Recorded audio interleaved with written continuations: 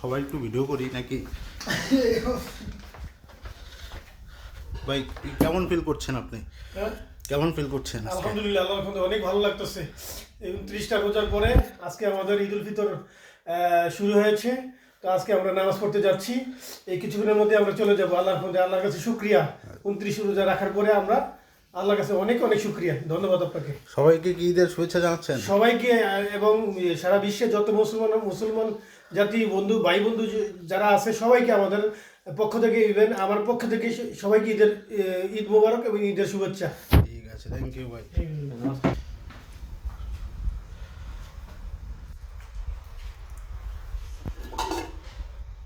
ফাঁকা কে?